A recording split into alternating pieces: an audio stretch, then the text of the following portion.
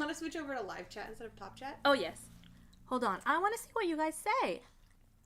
If people are here. Chat. Are you here? I don't know. Hello. I feel like last time we went live, there was no one. Thank God. Fine. Because the pressure. The pressure of being seen. All over the place last time we went live, though, so probably for the best. So Hello. Are you here? We don't know. And We're here. We're here. That's so what matters. is McNuggets! and Bilbo. Bilbo's down there. Bilbo's over there. He just snotted all over my foot. This is McNuggets, my emotional support chicken. And boy, how much support she's brought me so far. I love McNuggets.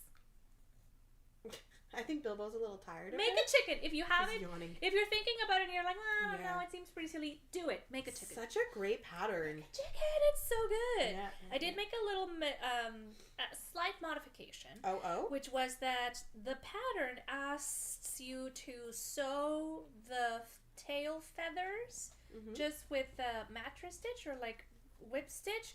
I decided to single crochet them instead because it gives them like a more sharp edge. That's really smart. Right? It's a bit more flat, which I enjoy. I wanted it to be like I like more that. feathery instead of rounded, which is a vibe, but not the one that I wanted for my McNuggets. So here she is. She's wonderful in every way. How'd you come up with the name McNugget? Honestly, I asked a friend, and she dropped about 70,000 options for what to name a chicken. And McNugget went out. But I have such a connection with chicken McNuggets. Chicken nugget. They are one of my favorite foods. And also our friend Vanessa, and I have gotten into a little bit of a habit because we both work very close together and we are both in the office on Mondays. So very often she'll be like, noogies. Around 11:45 and I'll be like, hell yeah. So we go and we have chicken McNuggets together over lunch, and it's just such a respite for the beginning of the week, and it makes my week so much better. Starts her on a good foot. It starts me off on a good footing, and I just love seeing Vanessa and eating chicken nuggets with her. Hi, me. Love you, bye. That's so cute. And so this is chicken McNuggets. I love her. So cute. You keep saying that, and Bilbo's like, does that mean it's lunchtime? No, it's not. Or maybe he's saying, what about me? I'm also. What about me? I'm also a emotional support. Honestly, Maybe not yes. a chicken, but a dog. Yes, Emotional it's support true. doggo. He is like that's not true. officially. He's not certified emotional support animal, but he does make my life so much better. Yeah. And all of our lives, really. Really, truly. So true. I'm Anahí, by the way. Oh, yeah, I'm Allie. Carine. And that's Bilbo, and this is McNuggets. And welcome to Purl Perspectives. We're knitting again. Yeah. That's right, as we always do. As we always do. Mm-hmm. And we have... Do you have a finished object today? What gave it away? What gave Do it you away? maybe have like a sparkly purple finished When object? you say finished object, it's literally like, it's 2 o'clock now. I finished this at 10 a.m. this morning. And So- put it on immediately. So how many hours is that? 6 hours ago? Wow, Something it's like just that? a newborn No, that's not right. babe. 4 hours ago. I can't math. I'm only a scientist who can't math. Tell us all about it. So this beauty that I have a dress over top of. Sorry, I panicked. I was like, are we I was getting like, flashed? what's happening right now? It's just, Is it my birthday? No, I can just see the flowers are like, I'm like, they're not nipples, it's just flowers through the, and sorry, the number of times I've worn a knit shirt and someone's like, I love your skirt, and I'm like, it's a dress, and that my brain immediately was like, have to do that to the internet. Sorry, Bob. Yeah, if you got excited, sorry. Sorry, Let's rewind. Let's rewind. To quote the great Miss Elliott, something, flip it and reverse it. Yeah. Is flip it yet. Anyway, this is the ranunculus pattern by Midori Hirose. This is my first ranunculus. So I finally understand what Margot, a knitty friend of ours who's made, I think, like 27. She's like 30 or something. Oh, God, prolific. I finally understand the ranunculus and fully intend to have many ranunculi in my life. Oh, This, yeah. I had a single skein of yarn. This is a I don't know if you'll really be able to see it. Maybe, maybe not. It's a tencel base. So it's It's a tencel base? Sorry, no, it's got like the stellina in it. Oh, yeah. I can't words. So Words it's a are hard. wool base with stellina in it. It's a 75-25 sock yarn with stellina wound around it. It's beautiful. And I got it last year at Knit City from Botanical Yarns. This is a British yarn dyer. And when we were talking about Knit City a few episodes ago, it got me thinking that like I haven't really made much from my Knit City haul. And I was like, what's something that I could make really quickly? And then I was like, oh my god, I have this one skein of yarn from a dyer whom I really love. And Knit City's coming up, and I want to wear something new to Knit City. And she's coming again, Botanical She's Yarn. coming Yeah. again. Sophie, I can't wait to show you this Her colorways shirt. are freaking Yeah. incredible. So bright, so like pigmented, Oh and my so, God. it's just Just so I vibrant. love it. incredible. Yeah. And her So color palettes, vibrant. like vibes. Yes. Yeah. So this, I think this was the periwinkle colorway, which kind of got me confused. Oh, hello, Bilbo. Oh. He's just going up under my dress there for a second. It's knitting after dark. Yeah, periwinkle to me is blue, not purple. Oh yeah, But this is like eggplant, plum, grape. I love it. Anyway, I love it. I haven't blocked it yet. I still have ends hanging out. Are you gonna block it? I'm gonna block Do you it. think it's gonna grow? I think it'll grow a little bit. I love this like cropped situation you I got know. going on though. Part of me is like, what if I don't block it? What if you steam block it just the top to open up the lace a little bit? Yeah. Yeah, I You could can do do that. that. You could do that. I don't have a steamer though. I have a steamer. Well. Get friends so that you can use their tools. Yeah. Uh, I thought you were gonna say get friends with steamers. Yeah. How about just get friends, period? Get friends! friends, period. They're pretty freaking great. Get out there. But anyway, yes, this is my most recent FO. I used the entire skein of yarn, which is really nice, 400 something. 400 yards yards. usually per skein. And I just did the 52-inch bust size. Which is the main one? The pattern has been updated, so it includes all the sizes now. Yeah. So you did one of the modifications for the larger Nope. sizes? Nope. Oh, it's no longer a one size. It's no longer a one size with modification for larger sizes. The pattern has now all been integrated together, and I think it's like 9 or 10 sizes that they have that's listed so within it. much easier. Yes, yeah.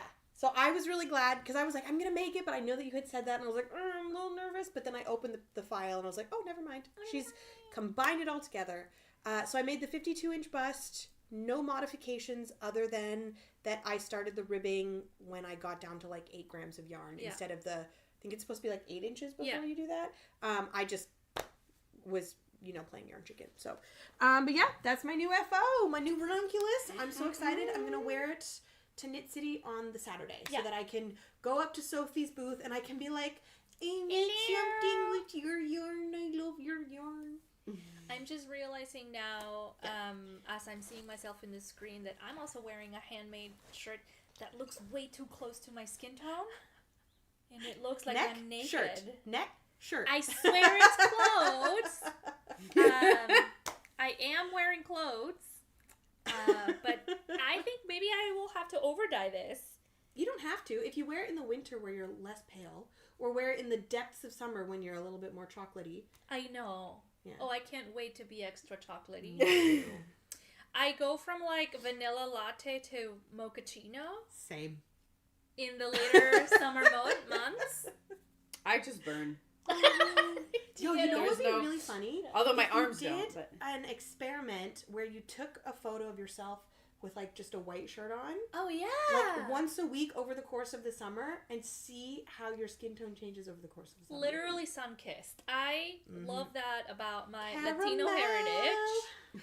Is that my skin takes really well to melanin. Yep. And We got a lot of it. my we got arms a lot of do. it. But Yeah, they do actually. That's it. Nothing else does. Do you have a finished object that you might or might not be wearing? Yeah, the rocket Yay! tee right there. Finished. It's so good! Yeah. I love that color combo It is so much. so good. It turned out like much better than I expected. Like, look at it on the screen. And you did the And, I-cord edging with the perfect. colors Yeah. marled. Like, oh, And the fit is incredible. Just amazing. I'm just The very happy with length it. is And that incredible. color just gives me like beach vibes. Yeah. It's like, do you know how last year there was like the whole coastal grandma Yeah. style? This It's is- giving this me is like, that. like little marinara vibes. I feel like if you had more of the tencel, you could have easily turned it into a dress that was like a bathing suit cover up. Oh, That's fun. true. That is fun. But I kind of like it in a It's as in like a a shirt. more It's tunic so line. nice. Yeah. And you I know, gotta this finish is mine. one piece because of the sheen of it that I feel like you could also dress it up. Mm-hmm. Like put a blazer over it. Suddenly you can go to work. Yep. Right with it, or like dress it down with a little pencil skirt. Yeah. Or take it out for a night on the town by taking off the tank top you have underneath it. NSFW. Not safe for work. NSFW. Not safe for work. That's what that means. That's right. Mm-hmm. I gotta work That on mine. is beautiful. Very Yeah, well done. Thank you. And that is in the Trailhead Yarns Cabot Yes. Trail base. Cabot Trail. Which is 100% lace weight tencel. Which is what the base that Trailhead is now using to sell their embroidery thread. Yeah. Highly recommended. Yeah. I don't think they sell it in this quantity anymore, but they have an expanded colorway. My understanding, collection. though, is that they dye them by the cone. So And then technically they you wind could them. buy a cone. So, well, okay, no. I'm not saying you can buy a cone. I'm saying if you're intrigued, maybe reach out to the dyer Sam, Yeah, reach out to Yeah. Sam. and see if she would be willing to do that for you. Because, like, 1,000%, if I could buy a cone of her tencel weight yarn, I would in a heartbeat. I don't care if it's going to cost me like $80. That's like 5 garments. Yeah. Oh, okay, maybe, yeah. Okay, maybe not 5 garments, 100%. but like it's worth It's worth cost. it's worth the cost.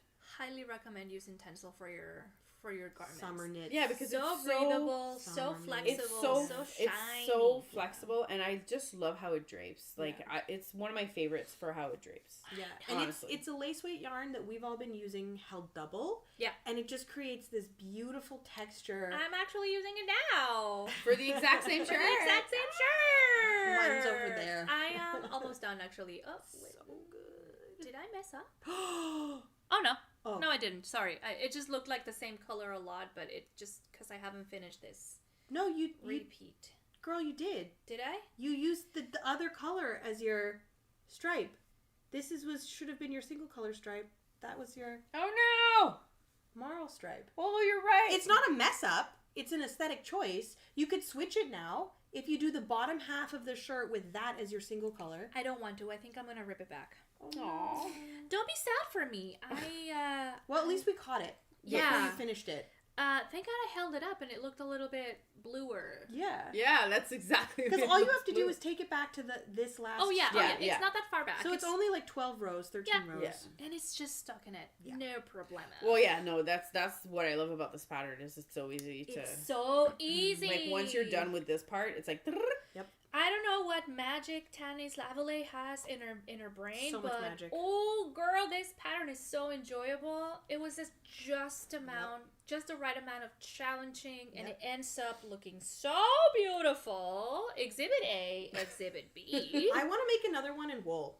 Seriously. Yeah. The original pattern has she did the striping with a stripe of merino, stripe of mohair, merino mohair, Yeah. and it looks so cozy. It does. Yeah. And I think I'm not sure if she's since added the mod or if other people have modded it, but it's like super easy to make it long sleeves. Oh, that was her. That was her. Okay, so she did add the mod. You can buy the modification for the long billowy sleeves Yeah, with like which a would be tapered so not waist. nice. What is this called? Wrist. Wrist.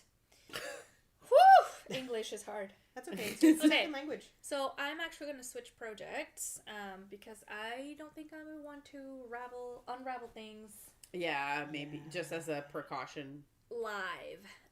Just don't look at me. Well, It's at least you have embarrassing. McNugget now to help you through it. McNugget will help me through it. Look at her. She's looking at me encouragingly. Yo, She's speaking literally of like, "You're emotional fine." support chickens and unraveling, did you hear what Margot did last week on Friday? What'd you do? Okay, so one of our knitty friends, Margot, was working on I'm not sure which pattern it was, but it was a t-shirt pattern that was done in Knitting for All of pure silk, like 100% silk. Mm-hmm. And she realized when she was like 2/3 of the way through the body that she had a couple of bumpy stitches. And so she laddered back to fix them. Except the Oh. ladders became super obvious. Oh no. And then she was like, okay, well, I don't want to like unravel back and then pick up and start again, because with silk not having tensile memory, she was worried that the crimp would cause like gauge changes and it would be very obvious to where she ripped back. So when she was at her knit night on Friday, she brought her emotional support chicken and a friend of hers at her other knit night, and she ripped out the whole thing. The pain. Oh. No, but she said it was really cute though. She posted about it on Instagram. She's like, I actually don't feel bad. She's like, it sucked to get to the point where I had to make the decision that was what I was going to do. Yeah. But now that I've done it, I feel good about it. Yeah. Aww. And so she's going to start again. She's just going to start from scratch. I mean, I think I love that decision was When it supported comes- by a chicken. when Yeah. it comes to frogging, the hardest part is just Deciding. Yeah. deciding to do it. Because once you've done it and you're like, you're in relief- front of whatever the you're left with, relief you feel. it's not only that, but it's also like now I have a chance to like make it right. Yep. Versus, you know, Hold on, I'm gonna go get my other project. but it's Pull really something off of the whip wall. Yeah. Yeah. Actually. Oh yeah, you can just see it behind me. Look at that. look at that, yay! Just pick something up from the wall. Nice. What was I gonna say? I forgot. That's okay. Who Who needs memories anyway? needs memories anyway? Overrated. Ooh, do you want to see my silly bags that I made? Yes, show them. They're so cute. Okay, I don't know if you guys eat as much rice as I do, but I've started going to this like neighborhood specialty store that sells Al Jazeera. Yeah, they sell I think Middle Eastern Yeah, they specialize or in Eastern Asian specialty foods, and I've been getting my rice from there because it's cheaper and more delicious. And so Variety. it comes in a zipper bag, and I turned the zipper bags into project bags. It was so easy. It already came with like the little holders. This And was the full of zipper. rice, by the way. Yeah. This is how much rice we eat in this house. So I just squared the bottoms of it, So smart. and now it's like a It's little ready to project go. bag. It could be a market bag. It can could be a market project bag. It could be you could put all your gardening tools in It can there. be Yeah. a purse. It could be a purse. And then the other one, I wanted Purse to fashion try a week, here we different come. squaring style. So I used something called the fold over envelope square. And so basically you fold it into 3 and then you sew the sides down, and it makes this like envelope triangle on the Yeah, bottom. so it's not a box so So much it's as not it is really, yeah. a shaped bottom. So and I love it so much, and it's so silly because now it looks like I'm just carrying a bag of basmati rice everywhere. So it's so smart. cute. So smart. 100% if you have leftover baggies for something else, square the bottoms down and use Yeah. them as a That's project awesome. bag. I was They're actually cute. thinking yesterday about pulling out all of the various tote bags that I've collected, because I have many, and turning them into project bags. Do you know what I've been thinking about my tote bags? Because I also get so many. I have an unreasonable amount of canvas bags that are not like sturdy enough to be market bags. Yeah. So I've been thinking about making 9 granny squares and then just sewing them to the front. Ooh. Because if like you've seen like the granny square bag, Yeah, right? yeah, It yeah, looks good, Yeah. but if you have ever made a crochet project or a knitted project, you know that bag is going to stretch out like crazy, and your stitches are going to get all warped, and it's probably not going to be as useful as you want it to be unless you line it. And if you're going to line it, then you need to know how to sew, Yeah. whatever. So if I just make the front of it, the front panel in granny square, and sew it to the existing tote bag, then it's going to be sturdy enough. You know what would also work And too? just decorated. If you have a tote bag that you don't want to keep as a bag, you could do that. Like take it apart so you have the 2 halves of the tote bag, Yeah. and then turn them with the granny squares into like hot pads that you put like your There. hot stuff on your table. Oh my god, Like- it's so true. Or like an actual like hot pad for like Yeah. your belly. Fill it with Fill it with like beans or something. rice and put it in the microwave. Yeah. Make sure if you're putting stuff in Cotton. the microwave, Cotton. use Only cotton. cotton. If you put some No acrylic synthetics. yarn in the microwave, it will cause a fire. And melt and smell bad and get smoky. And you're gonna have a mess, and you don't want that. Don't do that. It's also dangerous. Don't do Very that. dangerous. Hi, Bilbo. Welcome to the stream. You just wanted to be part of the conversation. You just wanted to be part of the gang. He's like the head of the gang. I don't know what he's thinking. He's not a member. He's like the boss. Absolutely. We do things at his whims. Absolutely. Yeah, Pretty much. we do. We do. My life does revolve around him. Nothing wrong with that. Sometimes I'm knitting, and Bilbo will just decide that it's time for me to stop knitting. So he'll come and he'll sit on my lap and be like, "That's it. You're done knitting for today. It's time to pet me." It's time to pet me. See, Tetsi does that, but she doesn't go on my lap. She goes next to me. And then she flops, and she turns around, and she's like, all right. Paint me Time. like one of your French girls. Yeah, pretty much. And then I just, like, scratch her and scratch her and scratch her. But then she's still, like, if I stop, she'll look at me like, excuse me? So I can't, like, I literally have to put my stuff Did away. I tell you could stop? Toy doesn't do that. Her brother doesn't do that. He just likes to come cuddle at night. Aw. That's his He's moment. a sweetheart, though. They both are. Yeah, you have good cats. Although it's Good funny because they, catos. like, I just love their Hellions in the morning. sibling rivalry of, like, if she asks for food and she's meowing for food, he attacks her. He, like, jumps on her and, like, bites down so that she stops meowing. And he's like, stop it!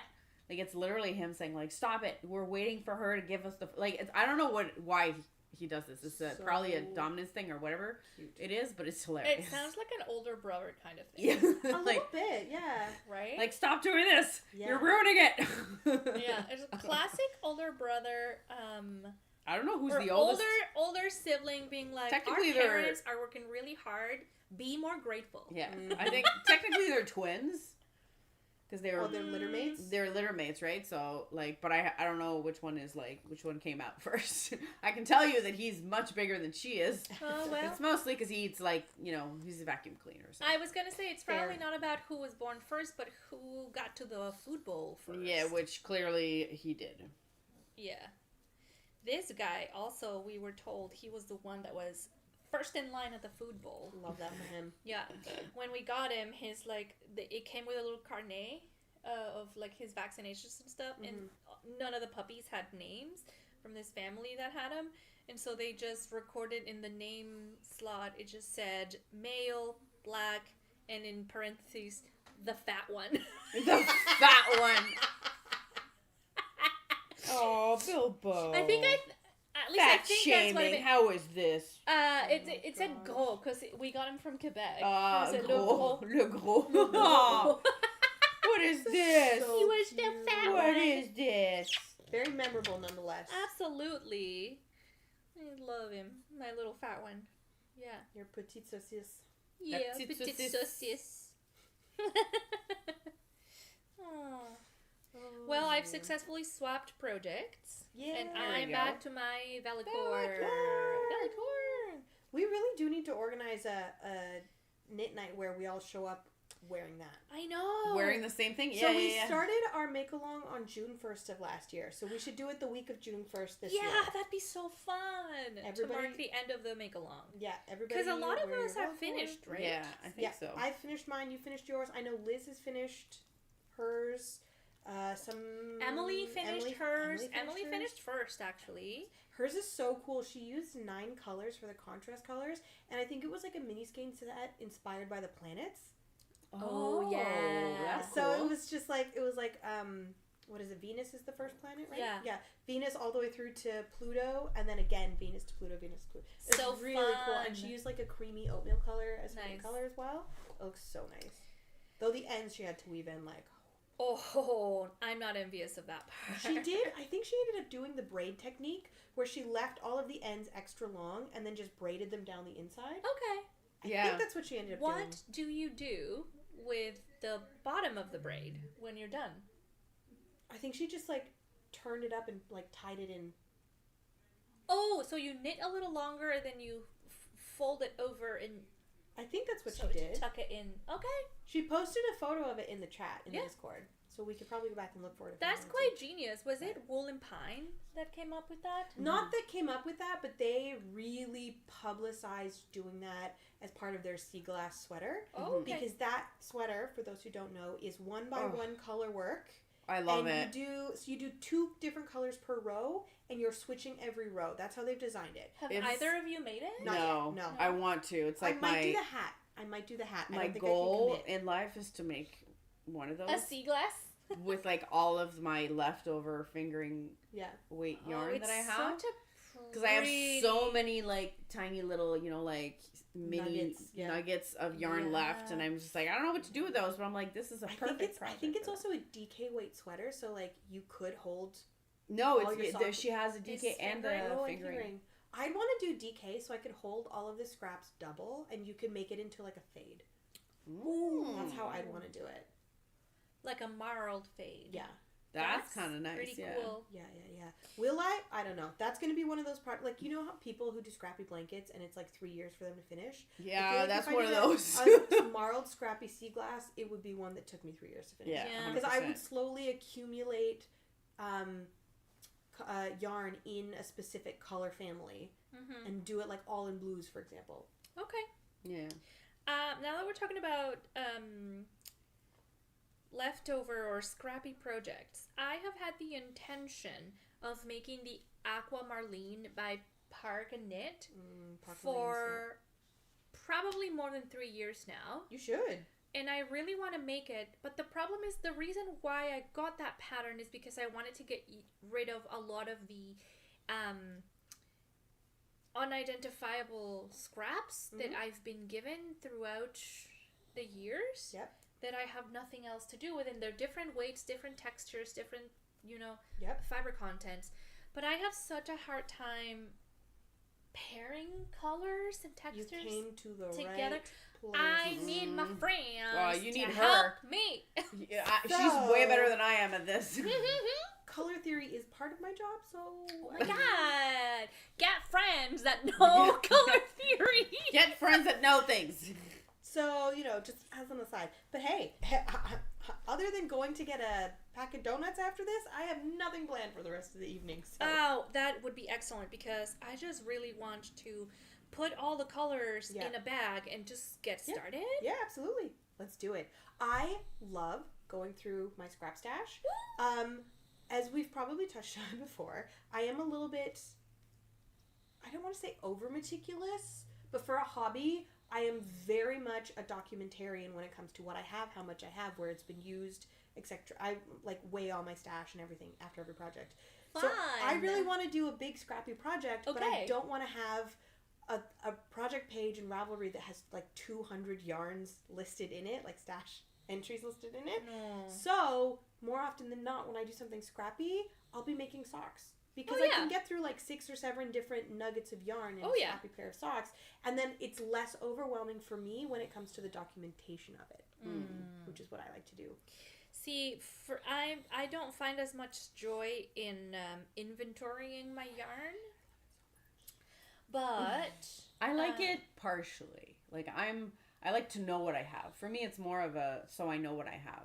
Like so a stocking. Yeah, so it's not so much as detailed as you, especially on Ravelry, I'm not really good at that one. But my Excel sheet literally just has, the name, the, what do you call it? The name of the yarn, the weight of the colorway, yarn. the weight, the grams per skein. Yeah. And it's funny because I redid mine or updated mine this week, and there was one color that I'd already, taken the sticker off, and it was ready to go, and I was like, oh, I can't remember what this was made of, and it wasn't in my Excel sheet. And thank the Lord I keep every sticker or every ball band that I have. They're all in a little there's a little bag that I have, and they're all in there. And I went through every single one. I do not do that. So I was I wanted chaos to make goblin. sure. Oh, I do this because I wanted to know and it's a good thing I did because I found it. And it was I found it because I could, by process of elimination, I could tell which one it wasn't. And then I got to the last one, I was and then I read the colorway, I was that's the one. And then I found it, and then I could tell, okay, this is a fiber, and for me, it's I do the same thing where when I'm done with a project, I do weigh the same, whatever's left, so that I can update how much grams is in my stash. And then I do the grams in, grams out for the whole year. I love doing that personally. I love it, tracking but my at the grams same in, time, grams I'm out. it's reminding me that I need to, I've been doing that. maybe do a little bit more grams out than grams. I mean, yes, 100%. I am the same way. I need to do more grams out than grams in because last year I was very much way over my grams out than my grams in, which is fine, right? I just live in a tiny apartment, so I need to be cognizant of how much space things take up. Yeah. But I've also been doing that with my books this year too. Okay. I went through in January and I wrote down the title of every single physical book that I owned in a notebook, and I'm going through and I'm like keeping track of like when I got them, when I read them, and then trying to decide what to keep and what to get rid of. Okay. In an attempt to kind of shrink the size of my physical TBR pile, because of the books in my apartment, I would say 95% of them are ones I have not read yet. Okay. So... And I'm like, I gotta read these. I purchased them because they all looked interesting, so I gotta start reading them. What you're saying is, when we're done with going through our piles of books, we should probably mention this in the chat and have a book exchange party or event or whatever, and just, you bring whatever you don't want to keep. Well, hold on, wait. Don't you collect your books? Do you want to get rid of them? I keep the majority of my books. I keep some. You but keep not some all. of them? I keep the majority. But I keep the will ones... say that there are books that like I purchased several years ago that I'm going to read, but I may not want to keep them now. Okay, That's so because not my taste all changes. books. For me, No, but for the me, majority. it's more like I have a small pile that I still have to read, plus the ones I just purchased. Yes, it Hashtag is what was it? Canadian Independence Bookstore Day Yeah. was yesterday, but Ottawa We bought a lot. Ottawa is hosting an independent bookstore crawl this weekend. Yeah, and which was actually super fun. Get out there today. Yes, if you if you In the hopefully next, that's like, where you are. 2.5, 3 hours. But essentially, yeah, like I for the ones that I haven't read yet, and versus the ones that I've already read, there's I know within like the first chapter if this is a book I'm gonna read again, or really, if this you can is, tell the 100%. first chapter. Well, maybe not the first, but within the first, parts of the book, I can tell whether this is something I want to keep or something I'm going to read once and then move on with my life. Yeah. So I have a little pile of those right now, which are the ones I would be willing to part with. Yeah. There are some that I've had since I can't remember when, like since I was a kid. I am never getting rid of those. Yeah. Like my favorite book story ever to this day is still this, I probably mentioned it already, but I used to have this childhood or children's stories book. I had two. I had the Disney one. Yes. Yeah, I had the Disney one, and I had the other one that was the 365. The one that you found again years after. And it then was your copy? got rid of it. And then I found it years ago when I was in college. I found it again in a bookstore, in a used bookstore at the other end of Montreal Island. So and crazy. it was your copy. And it was my copy. When I opened it, Had her I had a name heart on it. attack because I saw my drawings and my thing. I'm like, no fucking way. And then I went to the cash, and then I'm like, and then I was like trying so hard to contain myself, and I was like, how much for this? And she's like, $2. I literally I paid, and I was like, I would have paid $1,000 for this thing. take my money. I would easily have paid $1,000. I didn't have that $1,000 back then, but I would have found a way. So because it was. I did the stupid thing of oh, well, I'll keep the Disney one and I'll get rid of, but it's such, the Disney one it was crap, honestly. Yeah. Versus, it really was. Well, I have I nothing know against what I was Disney. gonna say It's just the about book that. itself was not, it was very... It's not a good. Versus Yeah. the other one that now I have again, it's literally a story per day. So you have the whole dates of the year. Mm-hmm. And so if it's March 5th, you look, and then you have a story for March 5th. And it's usually a story that's kind of it's for Related to that the period of season? time, Yeah. or they try to, not always, and it's stories very some of them are very well known, like Cinderella's in there, and then others are very much very obscure, or very it's either the author of the book or it's they come from everywhere. Right. Right, so they're not. It's not just the classics that you know, and that's why Nice. But I That's was a so young much and fun. idiot 8-year-old when I got rid of it, or I think it was 8 or something. You know better. Don't be so hard on yourself. You were know 8. better. I found it again. That's all that matters. But yeah, so That's crazy. that I would never get rid of.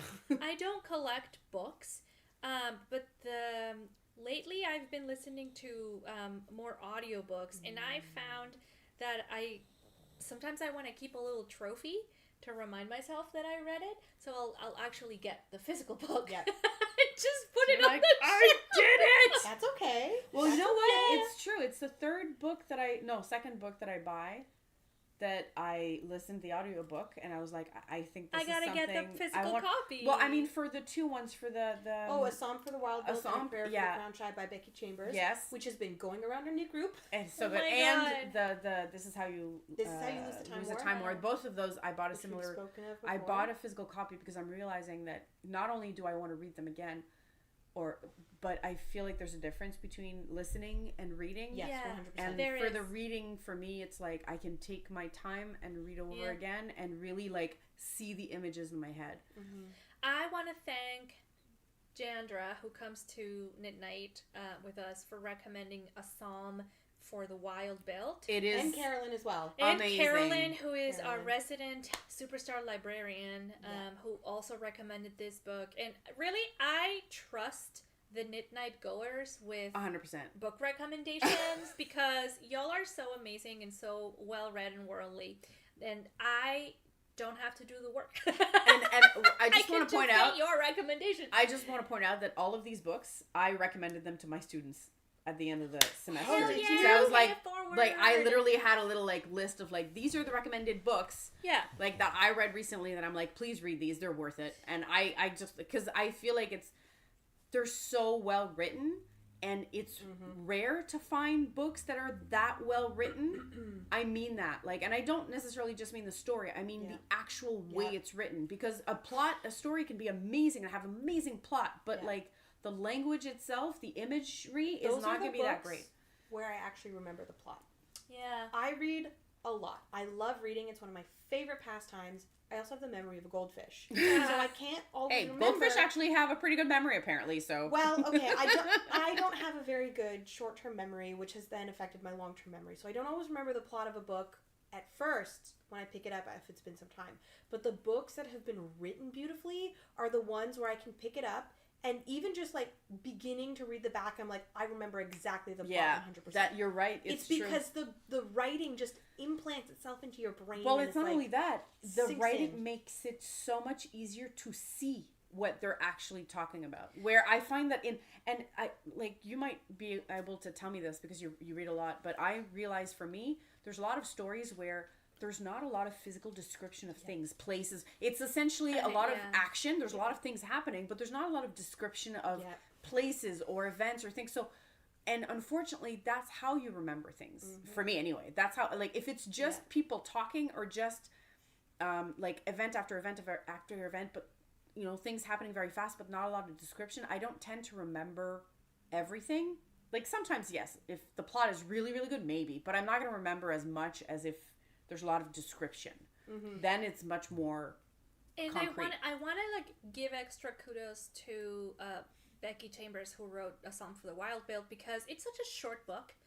But It's a novella, technically. it's a novella technically, but the way that the author takes you and exposes you to the lore and the world in which this story takes place organic. is so natural and so sufficient that I always, from the first page, had a clear idea of what things looked like and felt like and smelt like and like the sizes. And It's the perfect mix of like science fiction and sustainability or like nature. It's but like at the same time, in that super descriptive The world way, building. Becky Chambers decided not to physically describe the main character. and Dex. I am so happy about that. I can't stress enough how amazing that is. There is a drawing of the main character on the cover of the Yeah, book. but that's like But it's just like silhouette-y. Yeah. you can't right? really. It's not like you can make out much. Yeah. And so this character is non-binary, and well, actually, it doesn't say that. They go by they. They don't. The book just says like they don't have a gender. Yeah. Whatever.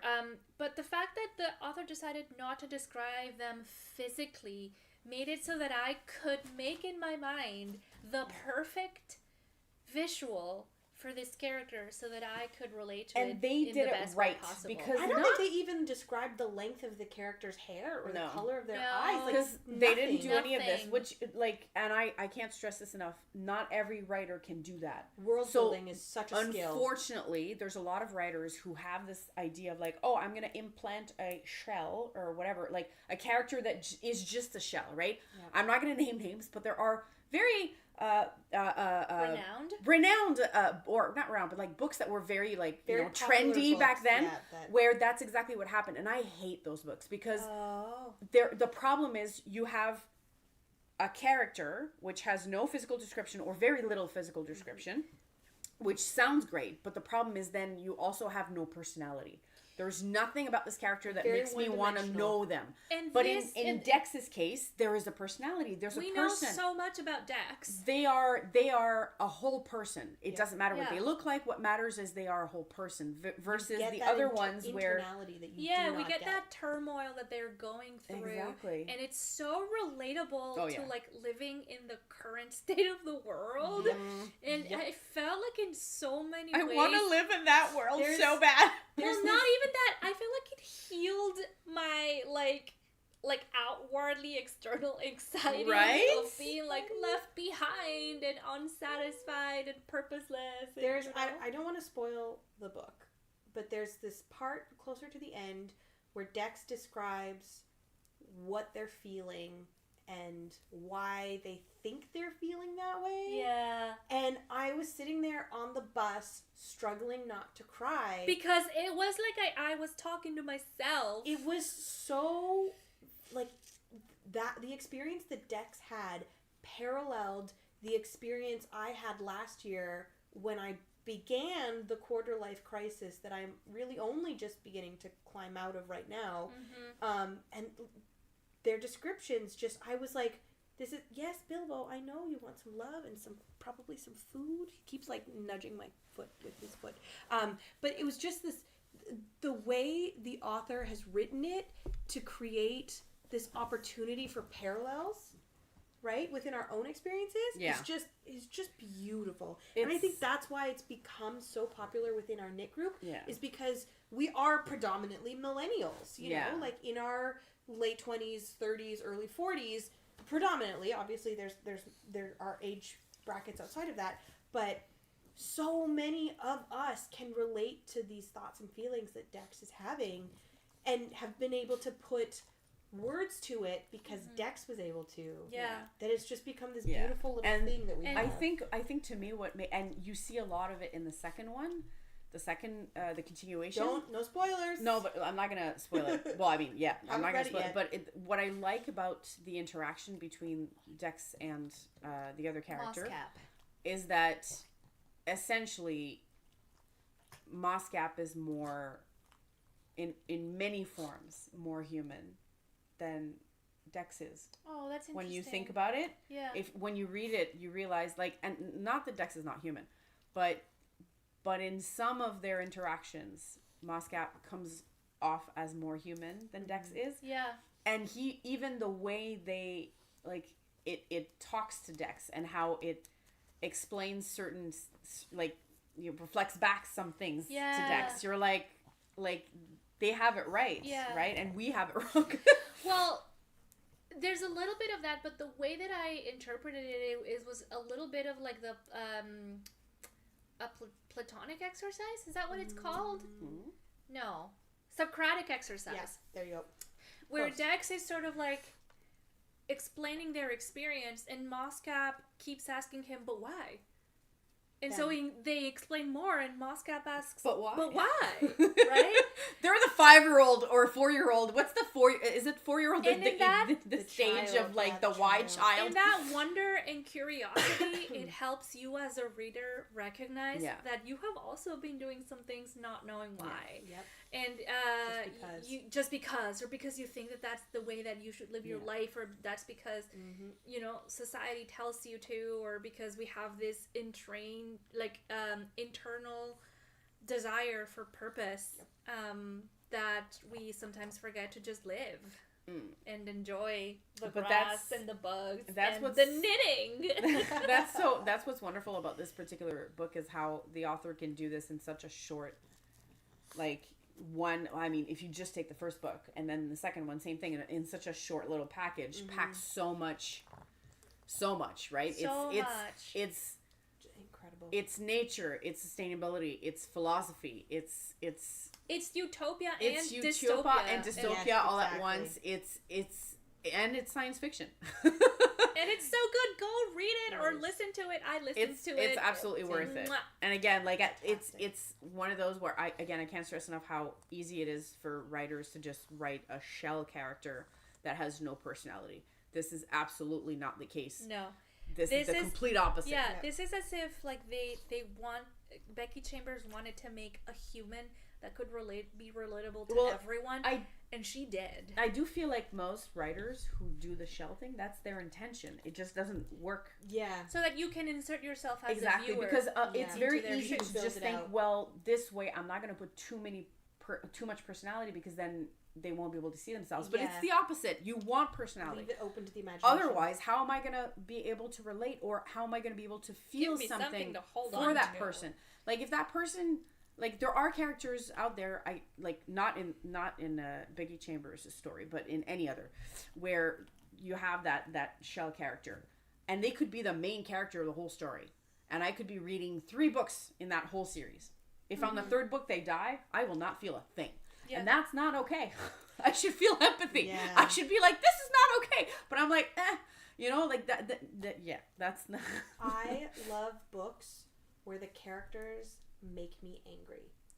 Oh, right? Yes. Yeah. The gray areas? Because either they're just diabolical and they've been written so well and you just like complete villains or whatever, or they are like morally gray in the sense that like I don't hate them, I don't love them, but I so strongly disagree with the choices that they're making. Oh yeah. And it's just like any book that can make me feel so strongly about a character. 100%. That author Yeah. gets props. I love a story gets where props. the main character is making the worst possible mistakes, because I love to Yes. hate them, and this is why I love Gilmore Girls. By the way, and then I tried to show it to my partner, and he was like, "I just can't watch Lorelai make another stupid mistake." And I'm like, "No, that's why we watched it, because Lorelai is going to mess up royally, and I need to I'm be with there Turbo. I to can't hate do it." I can't. I've never watched it. I can't. do it. Oh my That's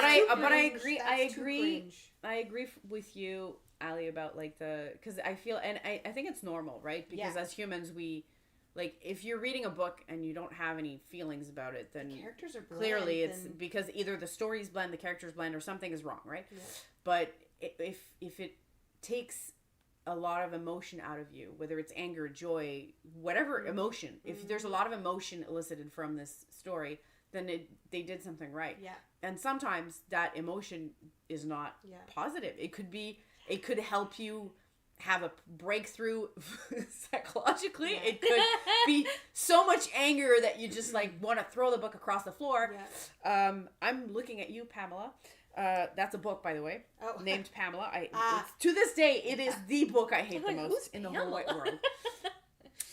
I studied it for my minor in English literature, and it's just the worst thing. I think it's the only book in my life I literally threw across the floor, like across the room on a wall, because I wanted to like.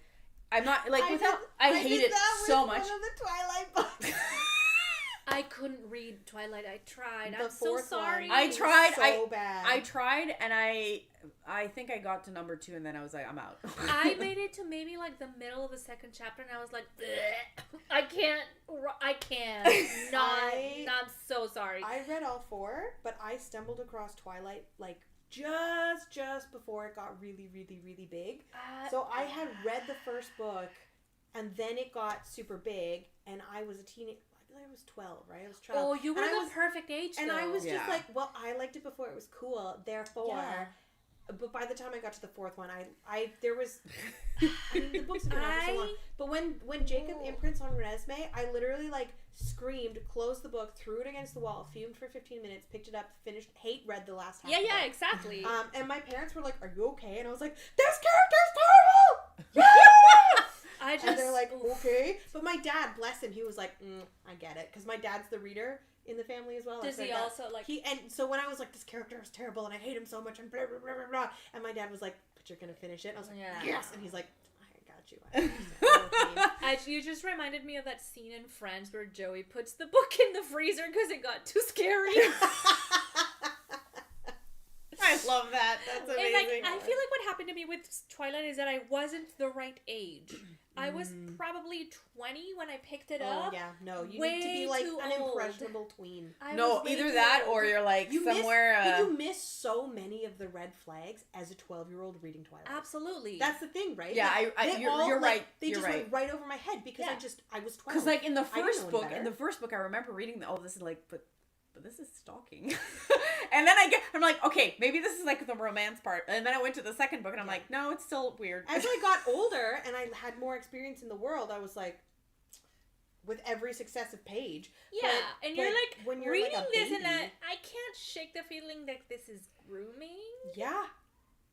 It's just icky. I didn't... Anyway... Like, whatever. It's a great... Look, I will give it one thing. I will give it one thing. Just like any other big success in the literary world, if it gets you to start reading, or if it was like what got you to start reading, and now you're reading other stuff, then it doesn't matter what the book was. Go for it. Because especially if it's like the first thing you started reading... You didn't know what you were doing. Yeah, and then eventually you grow and you're like, okay, I like this or that. And even if you enjoyed it, there's nothing wrong with that. And they also have no authority on, like, telling you what books are good and what books are bad. Because I love me a Harley Quinn smut romance. Oh my god. You know how many romance books I bought this weekend? Maybe they do not need I feel like right now, my niche is, like, romance, but like with a touch of fantasy, paranormal, whatever, like science fiction, like if it's just straight up romance, I'm like, meh. But if it's like romance with a little bit of like fae magic, I'm here for it. And if you add on to that an enemies to lovers trope, like, and to be fair, those are so cliche. Love it. They're so cliche, and yet there's something about them that we just love. But it's like the thing is, they provide these serotonin boosts because you know that they're going to end with a happy ever after. Yes, they will. You know that there's going to, like, there might be a third act breakup or whatever. You know but what? At the end of the day, the main characters end up together and they end up happy. And so you're, like, guaranteed this good time. Regardless of what happens in the rest of the book, know how it's going to end. It's going to end so well. it takes the, like, the edge off almost. That's not the right word, but, like, you're not like struggling to try to figure out what's going to happen because you already know it, so you can just sit back and enjoy it. And I think it's the same as when you watch a TV show you've already watched 5 times. It's the same principle where it's for you. It's a comfort. You don't like. There's books that I read for the sake of like just passing time, or like I really need that little like little nugget of entertainment that I don't have to think too much. I don't have to And then sometimes I'm like, no, I want a really good mystery, or I want something that makes me like keeps me on my toes. So, but those are hard. Like I can't read those in like a week. It's going to take me a while to get through them because sometimes I can only do a chapter at a time because it's so heavy or like packed with things. Today, the second bookstore that we visited, the 7th out of the 7 that we were going to visit for this bookstore crawl, had a section that was entitled Easy Breezy. I got my book from there because I was like, I don't want to think. Like some of them were romance, some of them were general fiction, but it was a section that was specifically targeted as saying, hey, you can switch off your brain and enjoy this. Mm-hmm. That is so nice. I was so happy about this. Beautiful thing in that. Yeah. Give yourself permission to read that easy book. Yeah. Give yourself permission to make that muscleborg hat that's just around and around. Yeah. You don't always need to level up. No. Because sometimes your brain needs a break. Or sometimes, if you've taken a break, you just need to ease back into things. Like, after my first burnout, I went through a period where I wasn't reading at all, which for me is like really telling. That's really like, you can see that, you can be like, something's wrong with her, Mm-hmm. and something was wrong with me. That is like, not to get too dark, but like that same signal is what pushed me to really seek help. When I noticed that I wasn't knitting, and I was like, something's wrong, something's going on. Yep. I like, my hands can do it, but my brain is not letting me. Yeah. Something's going on. Yeah. And Well, that's how you notice. if you're able to get out of that funk, like when I started feeling better after getting help, the first thing that I finished was a muzzle workout. Yeah. And I remember posting about it on Instagram and being like, I finished something. I remember you telling us and just like looking like you were I did a thing! You looked like you were so happy, but also that you were about to cry, because you could see that it was this moment of progression in your healing journey. And you were just so moved by that. And then as a result, we were so... I'm going to start crying now. Stop it right now! No, we not cry! We were so happy for you, because you had been struggling and you had finally started to overcome those struggles. And it was like... Do you remember... It was like a happy moment. Do you remember what was the first book you finished after you started feeling better? It was a rom-com, and it was The Love Hypothesis by Ali Hazelwood, which is why. And then I immediately turned around and I picked up The Spanish Love Deception by Elena Armas. Yeah. Because they were both on Book Talk at the time. They were both like super popular. Yeah. And I was struggling so hard to even like look at a book, let alone pick it up and read it. And I kept seeing it on Book Talk, and it looked really cute. And I was like, you know what? Screw it. And then I found a copy of it on the internet. That's where I'll leave it. And I read it, and I just sat down and I was like, I'll just try the first chapter. And I read half of the book in one day. And I don't think Ali Hazelwood realizes how many souls she has pulled out of burnout. But that was the thing with her books, because this is what the Love on the Brain did for me. But part of it too is that like, and that book specifically was so important for like me, because she wrote it as like, these characters work in STEM. So like, I could identify immediately with what Olive was going through, because I have experienced similar things working in STEM and being in academia. Yeah. And so it was this thing where I was like, I can totally disregard the romance that's happening because I can just focus on this one character, and that's enough for me right now. I've since gone back and reread it and been like, ooh, smutty book. Yeah. But like, in the moment, it was like, I have this thing to cling on to. You were clinging to the other aspects of it and not the romance. Yeah. Also, I find it incredibly hilarious that I, an asexual human, exclusively read romance books for like 8 months because it was the only content I could absorb. I find that, and I'm not talking like closed door. I'm talking about like, there were a couple of like extra smutty books in there. Right, and I was like, these are great. Some doors were fully open.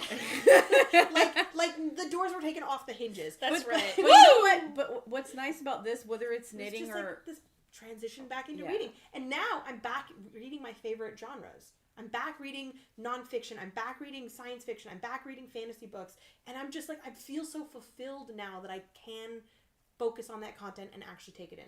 And that's the thing. So I think what's not the tie-in in here, because I've seen this with knitting, but you know how you can say you love knitting when you pick up a smaller project as a break from knitting. Yeah, I call them palette cleanser. Yeah, right, as a palette cleanser. So in this case, that's what romance books did for you. It was essentially your palette cleanser so that you could get back to it later. It wasn't even a palette cleanser. It was just reawakening the palette. Well, that's my point, right? It's essentially you're taking a break from bigger things so there's nothing wrong with reading any of those. No. As long honestly, I still enjoy them. Oh, yeah. I bought 1, 2. Honestly, 1? Yeah. I don't think there's anything wrong with reading any book that brings you some kind of value to your life, and that value could literally just mean you sitting down and relaxing for 3 hours, and that's enough. Yeah. You don't have to gain anything from reading that book. I just recently purchased a stand and a magnetic clicker for my iPad so that I could curl up in bed. She's so happy about it. And like turn the page on my iPad without having to move, just holding the clicker by my face. Like, I'm getting cozy just listening honestly, to you talk about it. I got it. Arrived on Friday. I set it up. I sent a video of it, and I was like, oh my god, it's here. And then I just lay in bed, curled up in my blanket, and it was just this, I didn't even realize how much time was passing. And before I knew it, I had finished the book, and it was like 9:30. I didn't even realize I was hungry. And I was like, this is exactly what I needed today. Because I am a person who works 5 days a week on site. I have to be on site. I cannot really work from home regularly. Woof. And so because of the lockdowns, like my ability to socialize has become so much lessened, in the sense that by Friday afternoon, I am so overstimulated from just And talking to my drained. coworkers. And it's not a bad thing. Like, I don't not want to talk to them. I want to talk to them, interact with them. But my ability to do that hasn't stretched back yet. So I'm still trying to stretch it out. So coming home on Friday and just being able to snuggle down into my blanket with, like, literally my blanket pulled up over my head, like, wrapped around me, so just my face was showing, and my clicker in there, was so rejuvenating and so perfect. And to be fair, I didn't even do any knitting on Friday, and I don't even feel bad about that, because I finished a fucking book. and you said something that like pulled a thread in my train of thought that I want to pick on, Please. which is the ability of socializing in great quantities that I feel we all sort of lost Or diminished. over the pandemic. Very which, much Which, so. by the way, COVID is still out there. It's not over. Yep. I would want to propose that what we want to aim for is not going back to that same quantity of social interactions, but focusing on quality Yes. social interactions. I too get overstimulated a lot quicker now. Yeah. But I find that sometimes just going to dinner with the two of you for an hour in Vanessa, hi Vanessa, Always is be. so much more fulfilling and Yep. rejuvenating, Yeah. and it like lifts my spirit a lot more than spending a whole day with multiple people. It's understanding the difference between the interactions that will drain you and the ones who will actually give you back So I'm not some of that battery. I'm not necessarily trying to exercise my social skills to be that stretched again.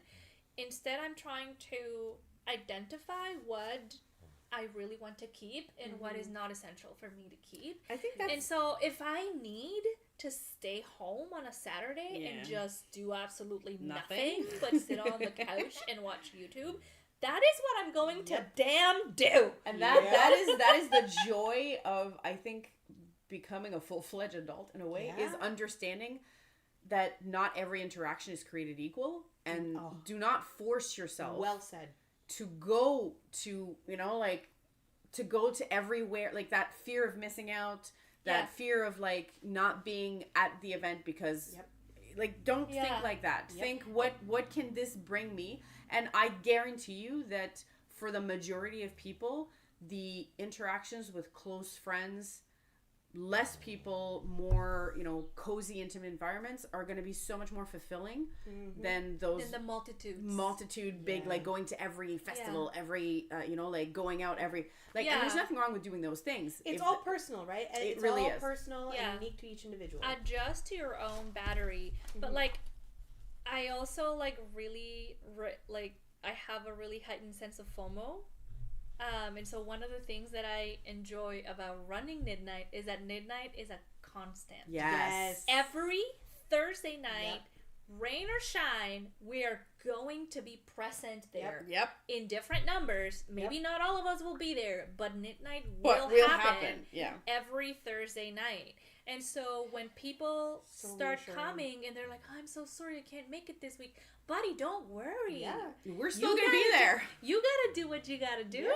And Midnight will be here literally But every then, like, Thursday. 6-7 months later, these are the same people who are like, I love that I don't have to be here every week. Yeah. And they don't say that, like, deprecatively. No, they say that, for them it's like it's such a relief that it's something that I can choose to do with my time, but it has not become an obligation. Exactly. And it's so beautiful. Yeah, because like I missed 2-3 weeks in April because of illness and because of travel. Absolutely no big deal. And when I came back, I like slotted right in like I hadn't even missed anything. And I mean, I sounded like I had, what was it, gravel trap. And people were immediately like, oh my God, are you okay? But like other than that, like it didn't feel like I had been gone so long. That's and true. It was so nice to just have. And that's because we've been able to overcome the FOMO by being constant and being, trustworthy, or at least Yeah. I would like to think that we can be trusted that Knit Night will happen every Thursday night at 6. Right? Yeah. And on this note, it has been over an hour. Has it? What? Oh boy. Well. I think we're gonna call this episode "Books Save Lives." Yes! Amen. They do. They really, They really do. 100% Books and knitting. that is true. Yeah. We have so many good recommendations that we're gonna try to capture and put in the show notes down below, and we would love to hear what books bring Do you joy. recommend? Yeah. Yeah, right. We love reading an audiobook, so recommend us some of those books that just like bring you right back up to happy land. I have one that I know you like, and this will be my last recommendation. If you have not already read or listened to it, please read The Golem and the Genie by Helene Recker, and its sequel, The Shadow Palace. Shadow Palace? Is The that right? Hidden Palace. The Hidden Palace, sorry. The Hidden my Palace. God. Do it. This is Do it. This is a book that is set in 1890. The first one is set in 1890s New York City, and it follows a golem and it follows a genie, and it's another story that's like about finding humanity in a non-human character. Yeah. Okay. I read the first book years ago when it came out, and then I reread it recently because I finally got my hands on the sequel, and I got this one into it, And I'm obsessed. I'm obsessed. Yes. Anyway, books are great, knitting is great, hobbies are great. Whatever it is that fills your cup, Do is that. great. Yes. Please do that. Do it. Do that. Please do that. And with that, we say goodbye. Adieu. And Adios. Thank we'll see you again Hasta in la about mañana. 2 weeks. No, we will not see We you will in 2 not? weeks. Well, I mean, we have a video going up in 2 weeks, but 2 weeks after that, We're gonna be at Knit City. actually, a week after our next video will be Knit City. Yeah. But when we come back on the 25th, 26th, we'll have a little bit of a we will have Of many a- things to tell you. Yes. But have a recap. there's also a chance that we may or may not go live from Knit City. No promises though. No promise. We'll see. Maybe we'll just like put some footage together. I don't know. Yes. We'll see. But we will definitely be sharing a lot of stuff on the Purl Perspectives Instagram for Knit City weekend, which is the 17th, 18th, 19th of May. Yeah. And if you are in Toronto and on Knit City, say hi. We look like this. We're probably gonna be together. I'm gonna be wearing this. Yeah. Probably with this dress. Yeah, I'm probably gonna be wearing some version of my wigs Probably that my you've seen. Velacore. Yeah, so say hello, and we'll bite. give you a sticker, because we have stickers We now. don't bite Woo! hard. Woo woo! We bite gently and with love. Except my sister. I chomp on her. But she's not coming, though. Oh. All right. Bye! Turn off the mic!